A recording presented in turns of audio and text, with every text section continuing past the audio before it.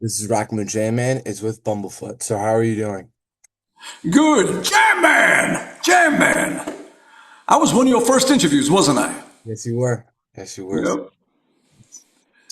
So You were a jam kid. Now you're a jam man. You're all grown up. Look at you. I know all grows up now. So let's start with Bumblefoot Returns. This feels like a full circle moment. Did it reconnect you with your early creative mindset? Very much so. Good question. Yeah, it did.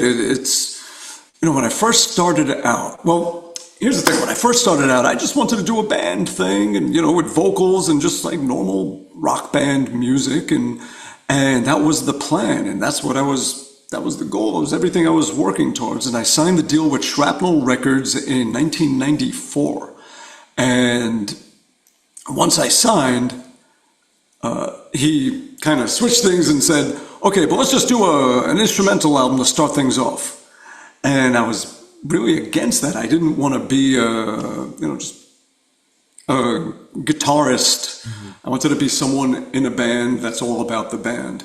And so did it. And I enjoyed it. I did.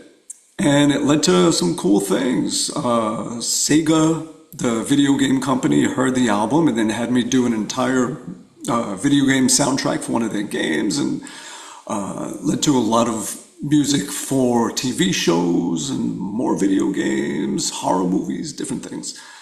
So yeah, and I started putting them into the rest of my albums. Like I got back on my track of just vocal band music, hard rock, metal, but I would do like Van Halen would do. Like he would sprinkle the albums, he would pepper the albums with different instrumentals here and there as little interludes or segues or intros.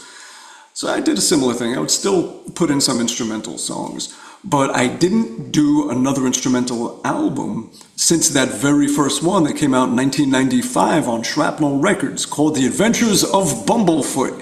And every song was named after a different animal disease. For those of you that don't know, Bumblefoot is the name of an animal disease, ulcerative pododermatitis. And it was like the name of my band. Started off as the name of a song, became the name of an album. Then I just called my band Bumblefoot. The music was weird, the name was weird, it fit. And it just became like a silly nickname from there. So, pandemic hit and lots of time to do all the things where people say, hey, you think you'll ever do one of these again or that again, or would you ever do this again? And suddenly had all the time to do all those things. So did some acoustic little EPs with vocal stuff, and then started working on this album, doing instrumental stuff. I was like, all right, I haven't done just a completely just shut up and play instrumental album. And did it, and here it is 30 years later. Good God. That's a long time. So the song The Thread, is there a deeper meaning behind it, or is it more about feel and expression? Ah, there is a story behind that. So about 10 years ago, I joined this email thread started by Jeff Watson from Night Ranger. And it has all these guitar players on it and a bass player, but we could forgive that. And, just, that was a bad bass player joke. And friends of Jeff's and still part of it. And we just call it The Thread. And we just send each other random stuff and talk about whatever. Sometimes guitar, usually just other random whatever shit. And I was working on a song for this Returns album, and the melody was familiar. I couldn't place it. I knew I was stealing it from somewhere, and I couldn't figure out what it was. It was like, I couldn't have made this up. It's something. But I couldn't figure out what it was. So finally, I just hit up my Thread brothers and said, what is this? What am I stealing? And all of them were like, I don't know. It sounds familiar, but I can't place it. And then one of them said, I know because I played it with the guy 100 times live. That is Gary Moore, Parisian Walkways. Yeah, that little, I was stealing the So I was like, damn it! Okay, I knew I got it from somewhere. So I went back to the drawing board and rewrote the melody, the chords, pretty much rewrote the whole main thing of the song, and then hit up the thread again and said, how's this now? What do you think? And they're like, oh yeah, that's definitely, it's more you, it's not anything else for sure. And one of them recommended, said, you know what, after that main melody, like you're going into the crazy thing too quickly. Maybe save that for next time around and ease into that and don't jump right into the crazy. He's like, yeah, you're right, yeah. So did that, and the song really wouldn't have existed, wouldn't have happened, and it wouldn't be what it was if not for the thread, their input, their expertise. So I named the song after them and called the song The Thread. So that is why it is called The Thread. Yes, a lot of interesting people on The Thread. Yeah. When you write instrumental music, what do you want listeners to feel without lyrics guiding them? When I'm writing it, it's almost like I'm scoring a movie that doesn't exist, that I'm just imagining scenarios and scenes and just the feeling you get from experiencing something. And it's almost like doing a movie score to imaginary movies. What I want is for those people to feel like they're seeing those movies. So let's take the first song, Simon in Space. I was working on the Whom Gods Destroy album, and it was, an interesting sound. It's very dark and a lot of low, fretless, weird, dissonant riffs and just weird, progressive, dissonant metal. And I wrote this one riff for it and said, you know what, I'm going to keep that one for myself.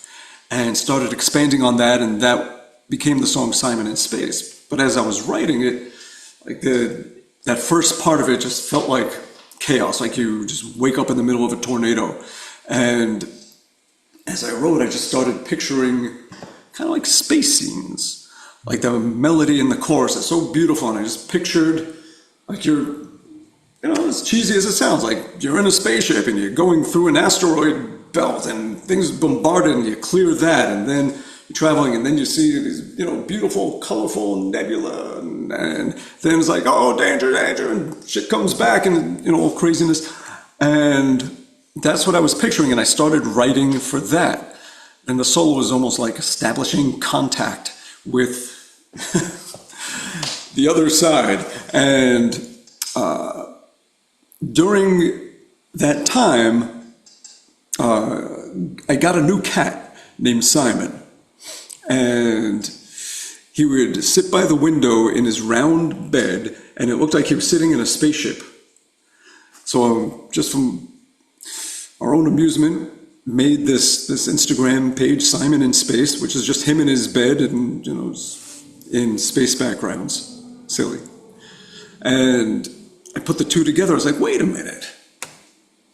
I've got this space adventure song, and I'm thinking of Simon, and just, all right, Simon in Space.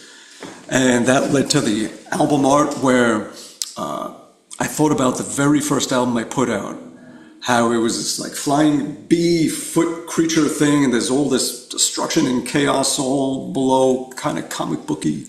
Mm. And what would that be after 30 years of living?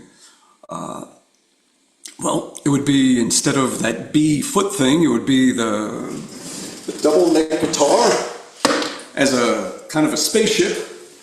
And my cat Simon would be piloting the ship. And it just lends to the whole theme of that song. And then spent a year making that animated music video with my friend Radek Grabinski, who has a video game company and helped make the video look less like early South Park and more like a decent video. And he also made the Simon in Space video game. Did you know there's a free video game of Simon in Space? No, I did not. No. Go to sis.gloomyware, GLOOMYWARE.com, and you could play it on your phone, you could play it on the computer. It's just like an old school retro, like rapid shooting video game, and it has all the different creatures, little elements from the album art, and you're the guitar spaceship, and you just hold it down, you just hold your finger down, and you move around the ship, and it's just rapid firing and everything, and you collect the power-up points and just try not to get hit back. And yeah, so all of that, it just, besides the songs, just becoming whatever they become, it just different things in life lead to an album title, album art, a video game, all the things that make an album release not just throwing it up on Spotify, but something more. So it made the vinyl super elaborate. It's got, let me get it. Hang on. Okay, got it back here. Where is it? Here it is. All right. Got some stuff. Okay. So I put it out in vinyl, CD, and cassette. So the thing is, when I grew up and there was just vinyl and weren't even CDs yet, it was all about art. It's like you go to the record store and you're just browsing covers and you see something cool. You see Iron Maiden Killers. Like, what the hell is this? And you take it home and it's the most amazing thing you ever heard. It was all about the art, and there was no screen in between you and the art. It was right in front of your eyes, and it makes such a difference. So that's what I did. I made sure this thing was full of art. You got art. You open it up. Art. You pull out 2 discs that have art and more art. And the discs are clear, and on side 4, art that spins. So it's just all about that. And the CD, same kind of thing, art. Disc, art. And the booklet, instead of it being stapled like a little booklet, it opens up and unfolds into bigger art. And a cassette. Who the hell is going to buy a cassette?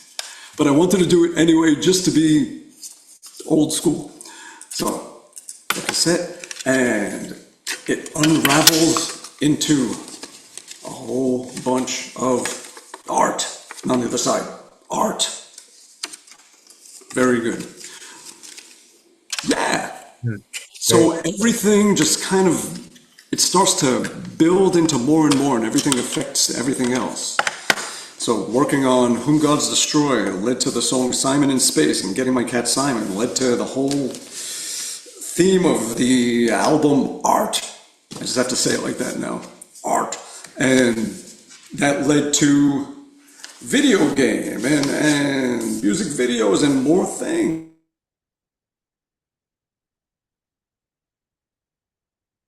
Oh, he just crashed. So you have all these different formats. You have a video game, you have music videos, transcribed the entire album. It was a 700-page book, and the publishers were like, nobody, it's too much. So we kept it that way for the digital version of it, and then the physical book itself is like 200 pages, where it's every finger used, the direction of the picking, the music notation in the physical version, and the tablature, and or the digital version has the music notation you could open up, and it's just backing tracks as well, so that you can learn the stuff and you can play to the stuff without me interfering with it. And you have all the backing tracks. What else? There's like so many things. All the weird guitar sounds on the album. You could download them. If you have the same gear, like the Helix, the Line 6 Helix pedal, you could download all the sounds and get the same weird-ass sounds. So, a lot of stuff. Yeah. So you've described yourself as retired, but you're still creating constantly. What does that word actually mean to you, though? Being retired to me means I do what the fuck I want, when I want, how I want, and say no to everything that I want to say no to. I don't have to do anything anymore. It's not like I have to go out. I don't feel like I'm climbing the hill, clawing my way up, trying to make it, rah, rah, rah, rah, and all that shit. No. I've done a lot. I've done enough. And now I'm going to do what I want. And I'm just going to live my way and have that freedom to really enjoy whatever it is I do. Just this past weekend, I did this great show out at the Arcade Theater in Chicago with Carmine Appice and Tony Franklin and Billy Sheehan and Pat Travers and Eric Gales and Doug Aldrich and who the hell am I missing? Oh, Doug Pinnick and the guys from the band Cactus, Artie and Caputo and Ed and Rob Caudell singing and had a blast. And it was a fundraiser for Tunnel to Towers, St. Jude's Hospital, Music Will, and Music Cares. So I'm not retired, like I'm not making music anymore. I'm just doing what the fuck I want. And I'm doing things that matter to me and not doing what I feel like I have to do. I'm not going to live on a tour bus and miss all my family's funerals and all that stuff. I'm not doing that shit anymore. I'm putting out lots of music. I am producing lots of great bands. There's a band from Baltimore called Shavrock. They sound like Daughtry. Great guitar work in it. There's a band, the Dodies. It's a garage rock duo that's so deep and kind of Nirvana, Radiohead-ish. And there was a young lady in Canada named Sierra Levesque, who's a real DIY, just such a go-getter. She does everything. She writes it all. She plays every instrument and records herself. I help her mix it. And she books her own shows and does everything. And she's great. So actually, for someone retired, I'm working more than I did when I wasn't retired. But now I'm just enjoying and doing everything that I truly want to do and saying no to everything else. So, and I'm over 55. So if you put it all together, I consider myself a retiree. But it doesn't mean that I'm not doing stuff. If anything, I'm doing more. I'm just doing it completely on my own terms. Yeah. So when did freedom become more important than momentum in your career? It always mattered. It was always important to me, and I always struggled when it wasn't there. If I felt trapped in a situation that wasn't what I was told it would be, like those kind of things. And that happens. Yeah, that fucks me up. But most of the time, I just stayed on my own path. And it was a weird path. It was more like a tree than a path with a lot of branches. Because I love teaching. So I worked my way up to becoming an adjunct professor at SUNY Purchase College in New York State. And I love working with other people. So doing all the producing and everything else. And I just love different types of situations. For years, I worked with the State Department, where they would send me to different countries as a musical envoy. And I would work with musicians from all different countries doing like these cross-cultural things. All kinds of places I never would have seen. So a lot of branches to the tree, not just going out and playing on stage. I did the hired gun thing. Not my favorite thing.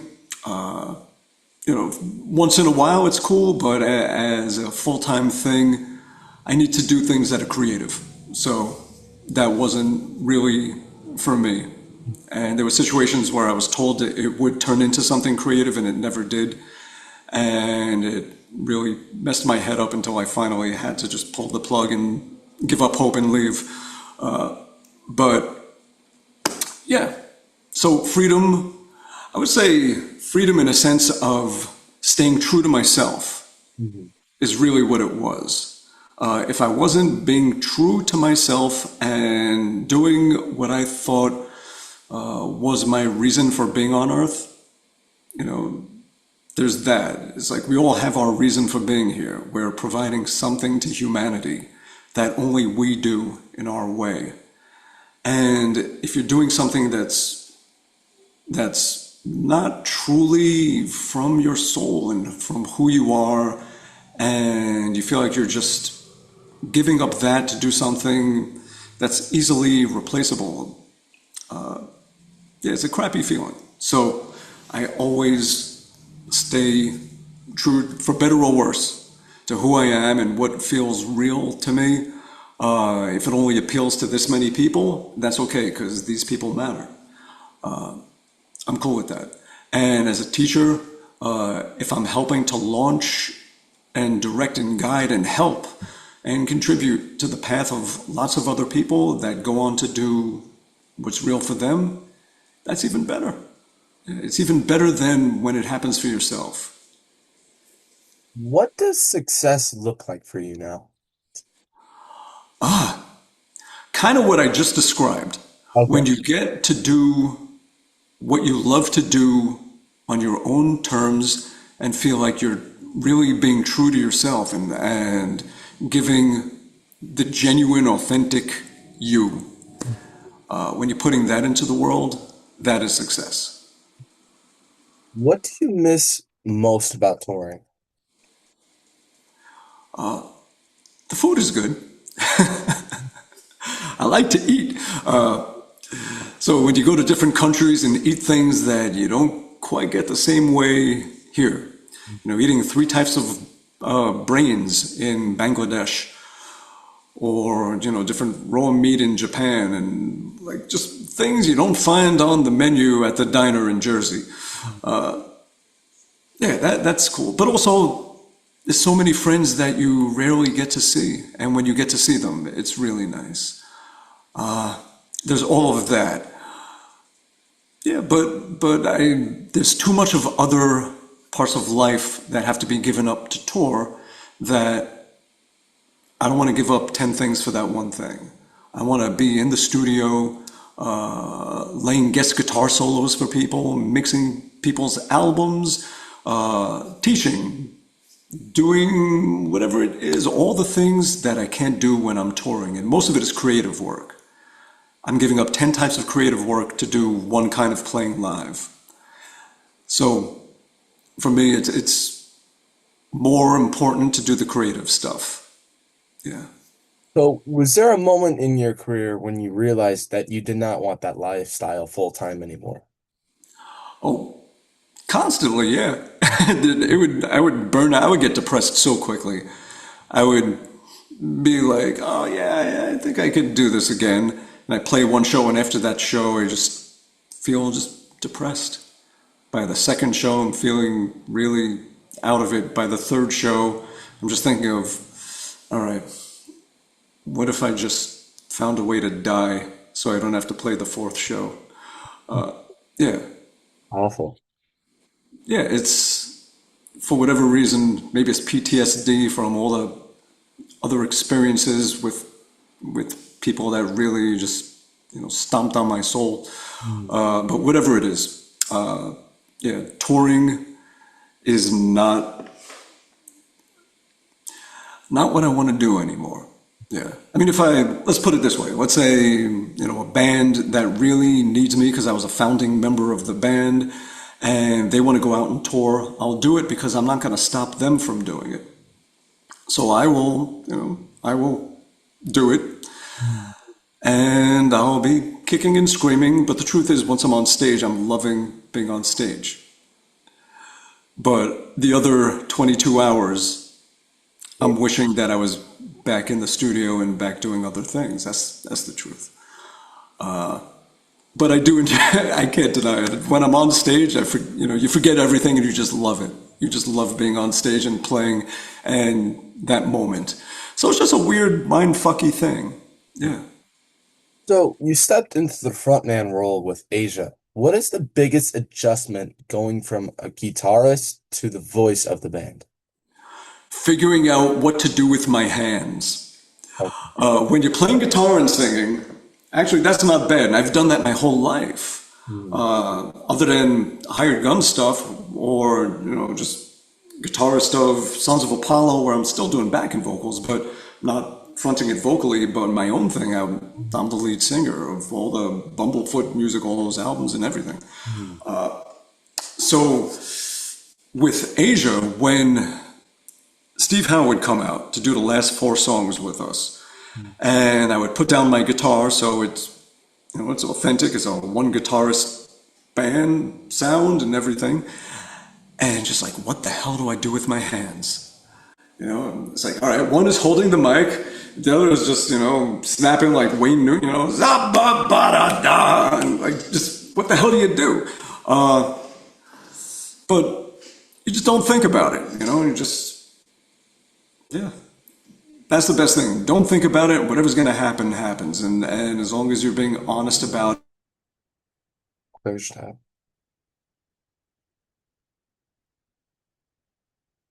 it.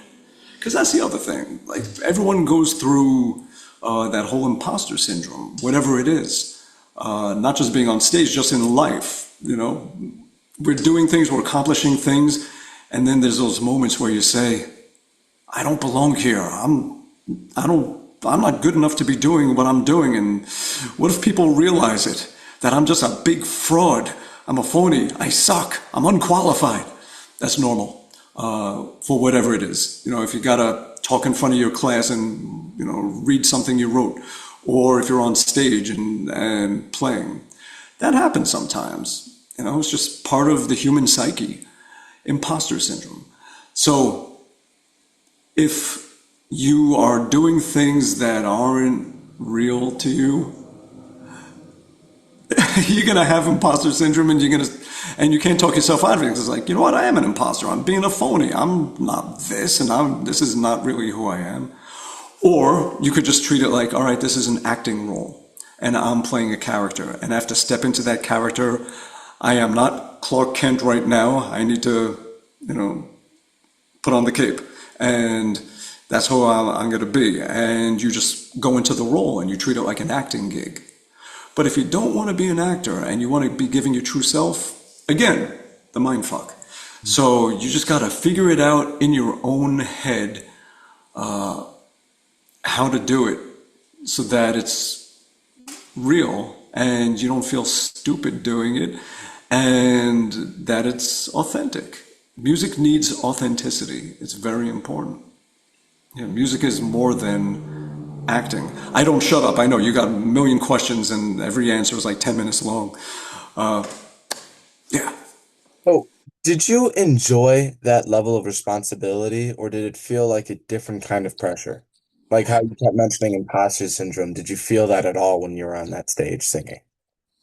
Totally. With Asia, I was just going to play guitar, and that was cool. That was fine. And then the singer that we had couldn't do it, and the guys in the band were like, Ron, you do it. You can sing this. And I made a vow to myself that I would never be a replacement guy of a very important member of a band ever again. And I said yes. I totally went against that, and end up. He's John Wetton. He's Asia. The voice, the front man, everything. Then I'm stepping up there. I'm no John Wetton, not even close. So I had to do what I can to become John Wetton. I spent 2 months, 8 hours a day unlearning how I sing and relearning a new way to sing that would be closer to his voice. And with that, also taking all the guitar parts that were by a different person and getting used to the coordination of the voice anchoring to one part of the song while the guitar is anchoring to a different one, that the two don't go together. Mm-hmm. And singing lines on top of guitar lines that aren't connected. They're two separate things from two separate brains, and getting used to that while changing guitar presets and sounds with my left foot and changing vocal presets and sounds and adding reverb or a harmony or something like that with my right foot. So I put more work into that gig to make sure that all of that looked effortless and was natural than probably anything else I ever did. And it was important to me because his legacy, the fans that are going to those shows, they need to reminisce. They need to close their eyes and feel like they're hearing the songs like the first time they heard them and getting that that feel from it. It can't sound like a cover band. The voice has to sound like the voice they know. Otherwise, it's like rewriting the song in a way. It's like sonically rewriting the song. And my goal was to pay ultimate tribute to the band, to John Wetton, and to respect the fans and give them what they want to hear, which is and those songs as close as they can be to how they know the songs and how they love the songs. Before every show, I would warm up by singing the entire show. Like I would go through the whole show and just sing it one time through backstage, and then go on and do it again. Yeah, and the band was wonderful. Jeff Downs, he's still we're close, and every time he comes through with his version of Asia that he has, every time they hit Jersey, I'm there, and we hang out before and after the show, and just love it. And the guy he has now fronting the band is perfect. He is a natural. He's the guy. He is the one to carry the torch. He has the sound. He has the spirit naturally. He didn't have to recreate himself. He just has it, and he's perfect for that band. Yeah, they're definitely worth seeing. They're phenomenal. Virgil Donati on drums, incredible. He's just such a great drummer. So yeah, definitely if you get a chance to see Jeff Downs' Asia, go see it. It's fantastic. They're just great. Yeah. So, did that experience change the way you see singers and frontmen for the rest of your life? No, it didn't, because I was being a front man since, God, since I was a teenager. I was the lead singer in my band and other things and fronting things. Yeah, since I was like 15 years old. So I knew what it was, and most of the touring that I did, all the solo touring, just your whole goal in life is to not get sick when you're a singer. That is everything. You could still play guitar with the flu. It sucks, but you could do it. But you try and sing when you're coughing every other word and you can't breathe and your head is pounding. Yeah, the whole goal, it's like your voice is like this little baby that you don't want to wake up and make cry. And you tiptoe around it, and your whole world, your whole life is just working around keeping your voice healthy. You can't talk in loud rooms. You just, I'll just tell people, like I'll text, like they're talking to me, hey, how you doing? I'm like, great, how are you? Just because talking in a loud room will make the voice swollen, and then I lose the high range and it squeaks out. And then it leads to more damage. So just everything, you just live your entire life babying your voice. Not fun. It's a lot more fun when you could just play guitar and just, yeah. So, fans still show up for bands from the 60s and 70s, even with a whole new lineup and completely different members. Do you think people connect more to the music than they do the lineup and the band themselves? I think if people never aged, never got injured, never died, and never got in band fights, it would be quite the perfect world. Yeah. But those things happen, and either you let the music end or you keep it going for the people that still love the music and for yourself. It's your music too. And you don't want to stop just because somebody left. And sadly, this is just how it goes. Like, if you're going to have a band for 60 years, the odds of everyone still being there after 60 years are very small. They're not good odds. So either you stop playing because other people wanted to stop playing, or you keep going. And you keep the music going for people that still want to hear the music and always see you. That's the best you can do, is you and whoever else will help keep the legacy going. So Do I judge harshly to like bands that only have one remaining member? No, because probably in a perfect world, if they could, they would have, the original family there. And, very often that's what the fans want, of course, as well. They want the people who made those songs that they love to be playing those songs at the time. But life just doesn't go that way. People die. People just can't do it anymore. People don't want to do it anymore. People just can't get along to the point that they just refuse to do it with each other. Whatever it is, either take what you can get or don't, and that's up to the individuals. That's up to each one of us to decide what we're okay with, what we're not. If you don't want to see a band playing their songs where it's at the point where there's only one remaining member, then don't. But if you want to go see that last person that's still, pulling it forward and keeping it going and doing what he can to keep it alive, and you want to give your support and enjoy the music and enjoy the moment and just have a good time and not look for any reasons to not enjoy it, do that. Yeah. Do you think bands from the 80s and the 90s will be able to evolve the same way?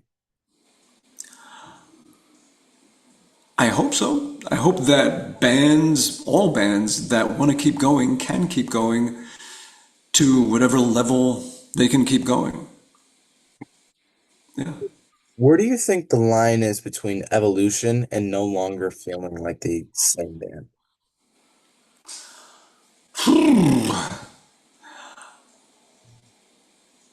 That's a good question. Yeah, one is evolution. You get new members if they're writing and contributing and changing the sound of the band, and the band is evolving into something else. That's evolution. Like there's so many bands we can look at. I mean, we can look at Rush right now. People have mixed feelings about it. No Neil, no Rush. Or say, have the people that are still here, God bless them, keep it going and respect what they feel was the best thing for the band and go see them and enjoy it and look at this new chapter. I think the older someone gets and the more they experience in life, the less harsh they're gonna judge.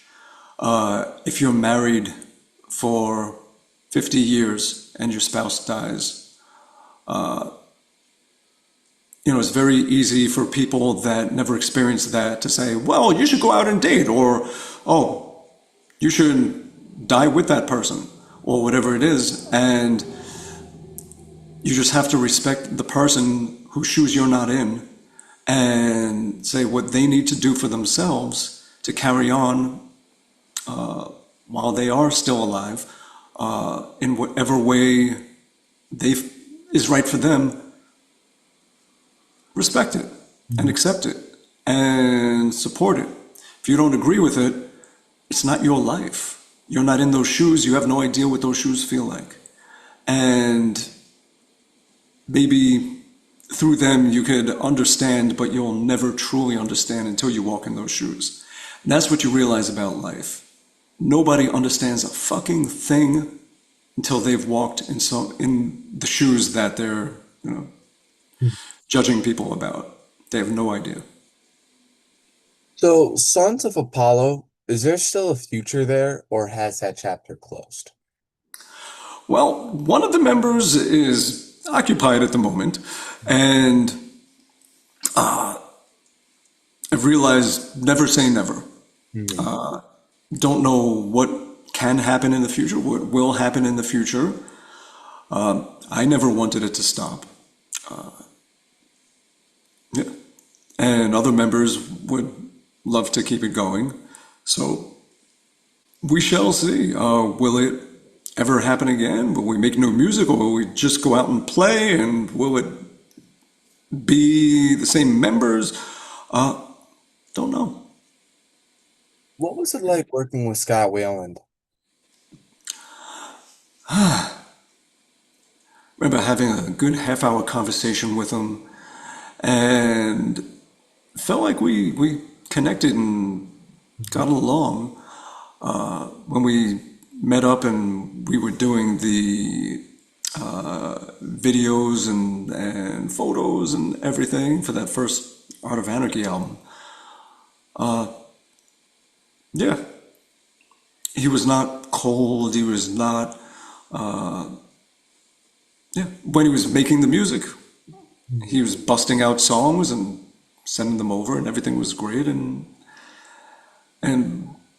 yeah, If there was a fourth Art of Anarchy album, what kind of singer would you want to bring in? I wouldn't want anybody other than Jeff Scott Soto. He was perfect. He was a fit in every way. Yeah. What's happening with that Whom Gods Destroy project right now? Well, Whom Gods Destroy. Mhm. It's looking like that was just a one-off album. It was a summer fling during the pandemic. Derek and I wanted to continue writing for Sons of Apollo.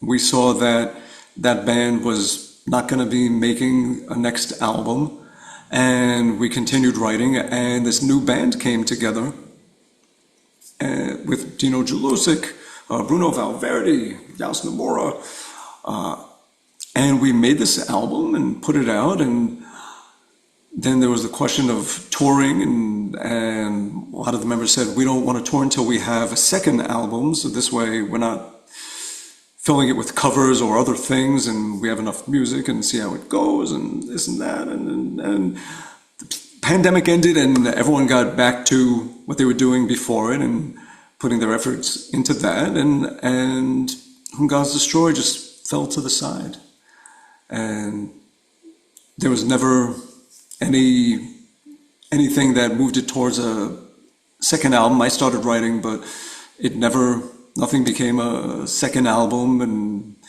or anything about playing live. And Dino and Derek and I, we do things. We'll do festivals together and play together, and we're always in touch. And I wish the other guys a happy birthday, and it's on a personal level, it's great, it's fine, it's good. And I understand that once the pandemic ended and all their other obligations that they were busy with, they need to get back to, and there were demands of them. And there's just not the time to do the things there was time to do. So fortunately, we were able to make this one album. Yeah. So you've moved into producing. What do you enjoy more? Creating your own music or helping others find their own feet? Now, I have always done producing. Mhm. Like my whole life has been whatever you learn, you teach. Whatever you do for others. It's just the natural thing to do. So as my studio work was getting better and I was recording other people and they start asking, hey, what would you do in this spot? Hey, do you want to lay a guitar part?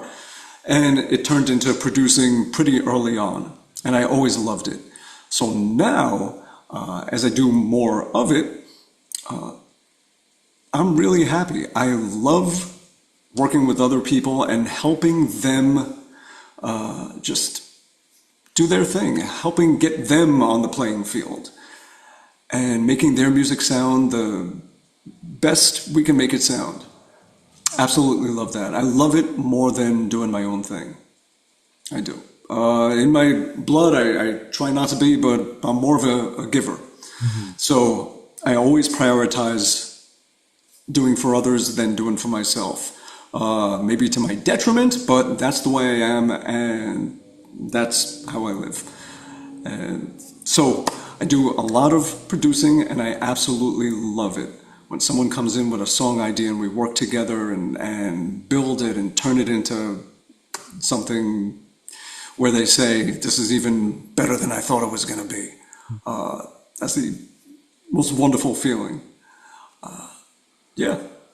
So, what is a mistake you constantly see young bands make over and over and over again? One thing I see is not enough investing in awareness. They could be making the greatest stuff, world changing music that people don't know is out there. So now bands have to be their own record label and publicist and do all the promotion and do everything. And they really need to invest in it because, it's a battle to be noticed, the awareness. And it takes a lot of meta ads and Google ads and of course playing live and doing that. But the internet is a big one and you need to really you need to invest a lot in that so that people know you exist and they can make the choice of whether they want to become a fan or not. But they need to know that you exist. So that's the most important thing. So you've always pushed the guitar into new territory. What's one sound you created when you realized you broke new ground and this was something completely new? Well, I don't, I have not invented or created anything. Everything already exists and we just stumble onto it Mm. and we discover things, but yeah, all the molecules were already here, Okay. all the elements. So we might just piece them together in a different way. But some things that I do that you could say aren't as common, definitely the fretless guitar is not something you see a lot in at least rock music or metal, things like that. In my world, maybe in jazz you see it sometimes, fusion.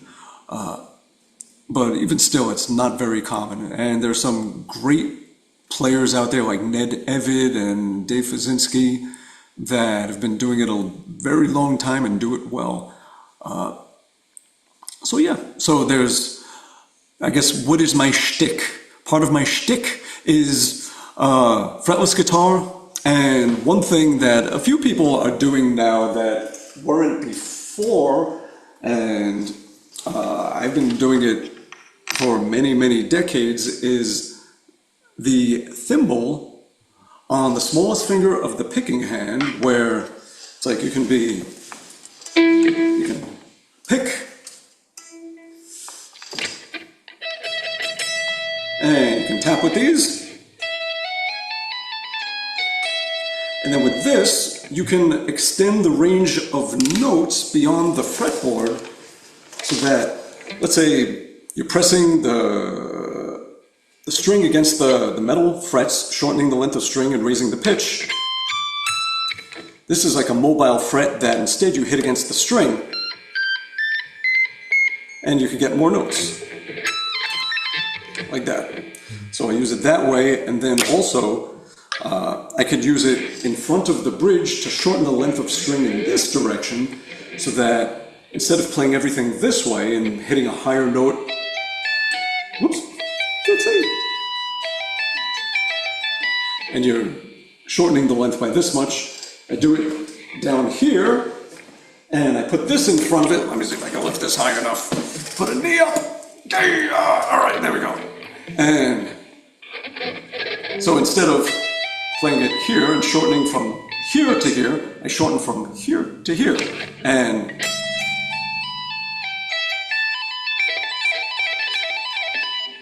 so I play from both directions of the string using this. Mm. So that's part of my shtick. And then just having a double neck so that in one song I don't have to choose between playing fretted or fretless. I can do both. Or if I just want to even play both at the same time and just be silly and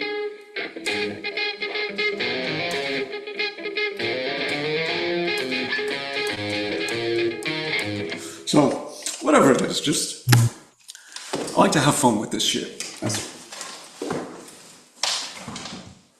So when you hear players like Lindsey Buckingham or Eddie Van Halen, do you think in terms of technique or personality? Oh, totally personality. Okay. Any name that you can name is because of their personality, not their technique. Technique is just tools in the tool belt that they choose to use, but it's all the feeling you get, the sound they have, and their contributions to songs, and what makes that song have a different flavor than it would have had.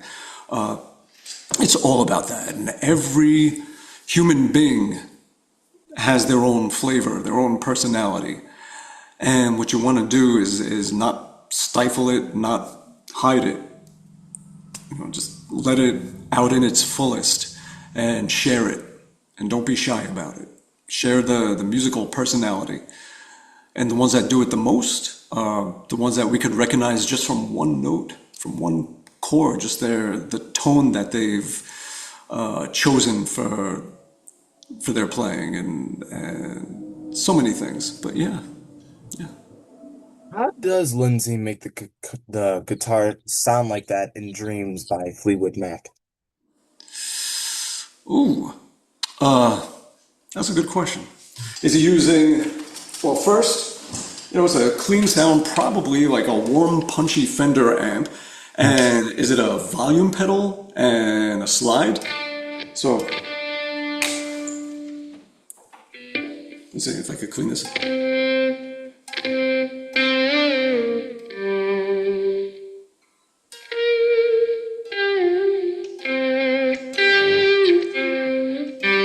That kind of sound. Mhm. Uh, Yeah. it is Dreams, right? Yeah, it is Dreams, yeah. Mm. The best song ever made of just two chords. Yeah. There's a third in there somewhere, but Mhm. Now, do you think there are still new sounds left to discover on the guitar, or do you think it's done? oh, absolutely there are. Digital technology has opened the door for guitar to sound so much like anything.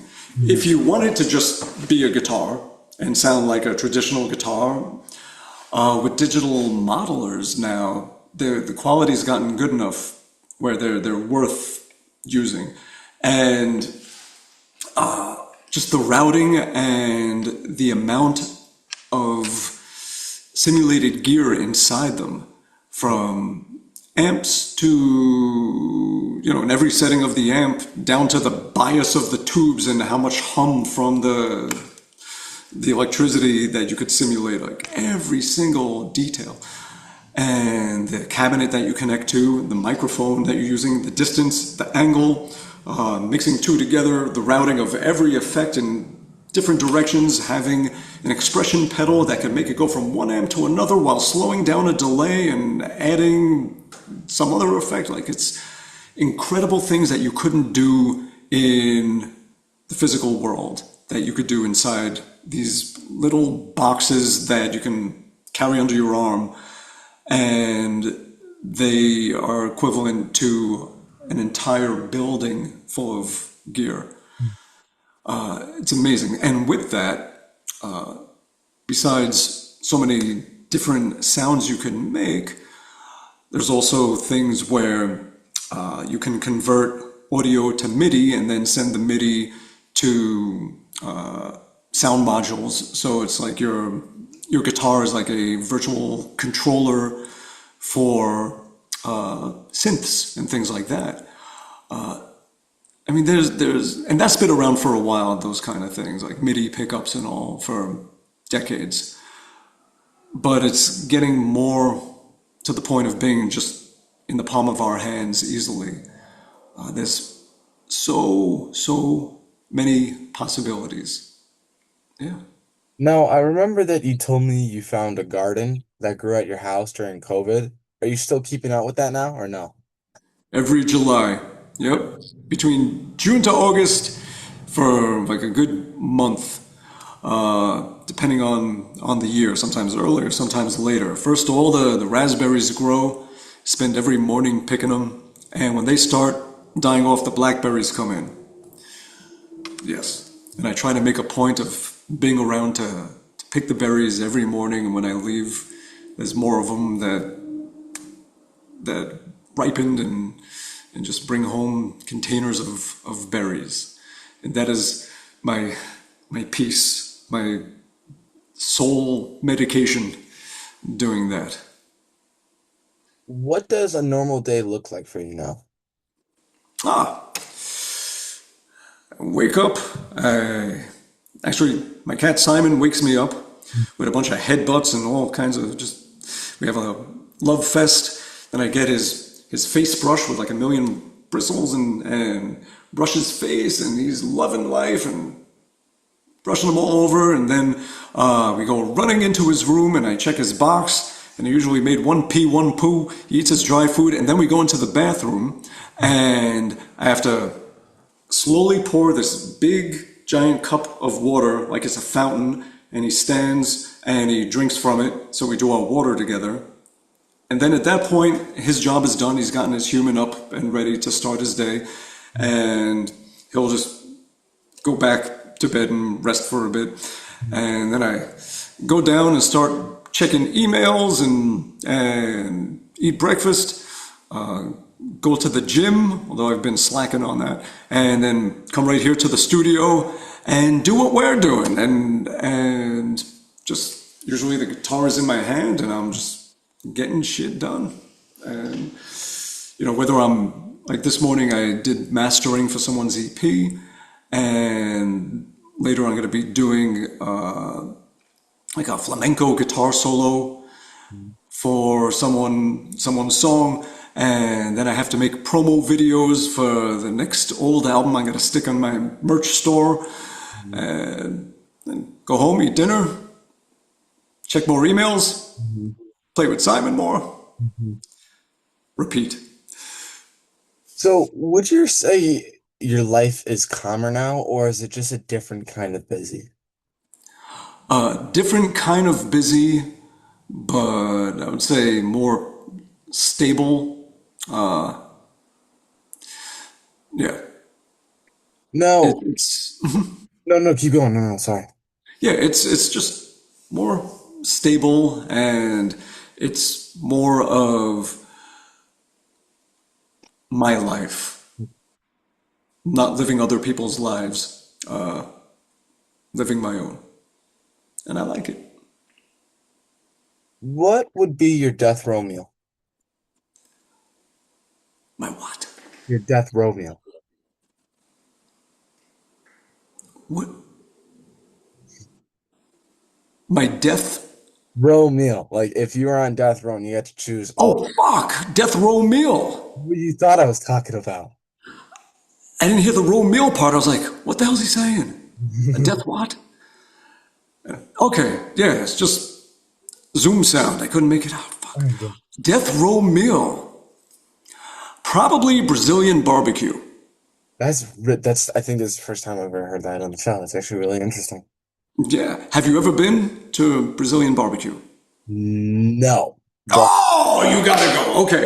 If you like to eat, you gotta do it. So it's just, if you're gonna have your last meal on earth, it should be Brazilian barbecue, where you sit down and they just bring around these little wheeled tables of like meat, and you have this like card that's green on one side, red on the other.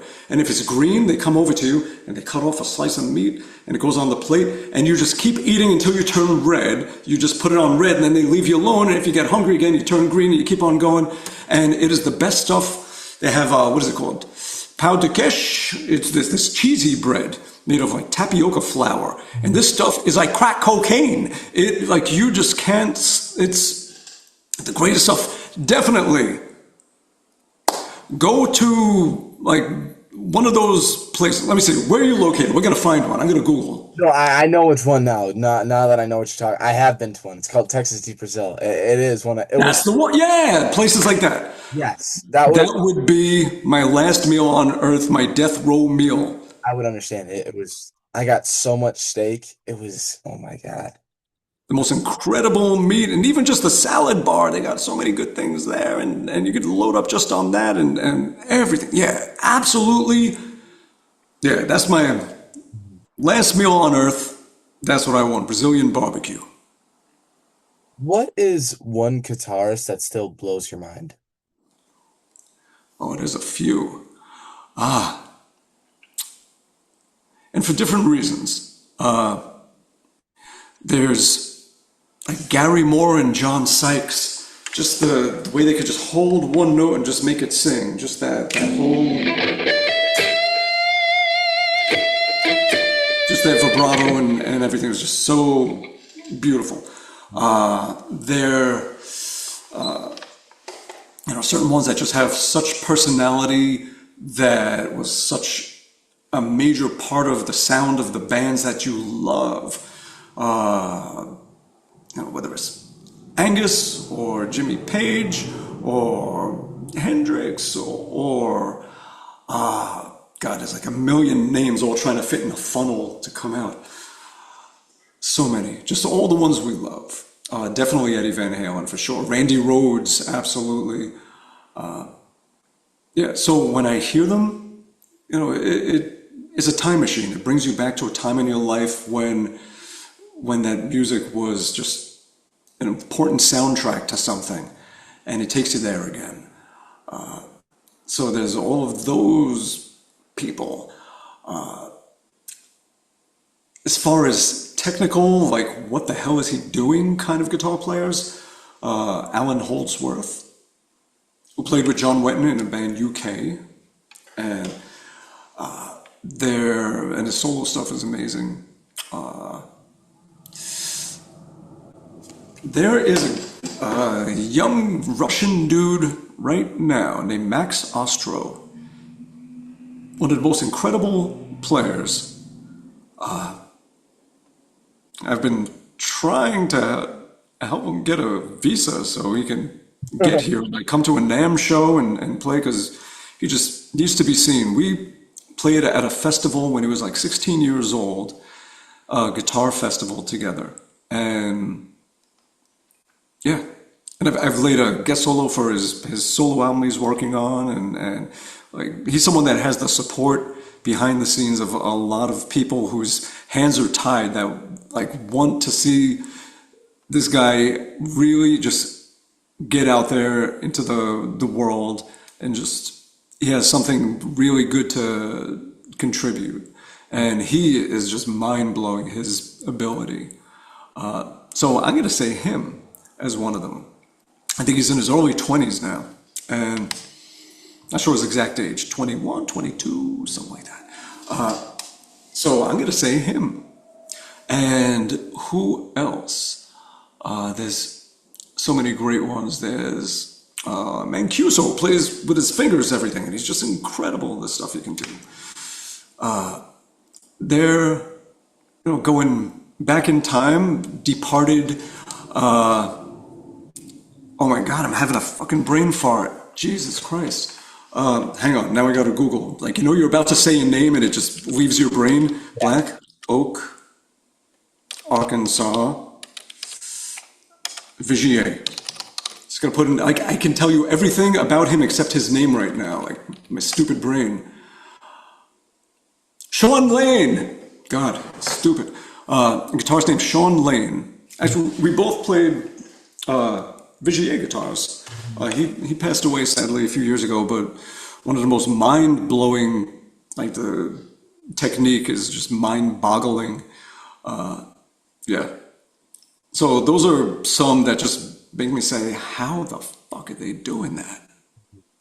Yeah, and there's more. There's Guthrie Govan, who's just incredible. There's so many, and so many with just great personality, like Matthias Eklund of the band Free Kitchen in Sweden. Phenomenal player, and just such a unique, like, you hear him, you know it's him.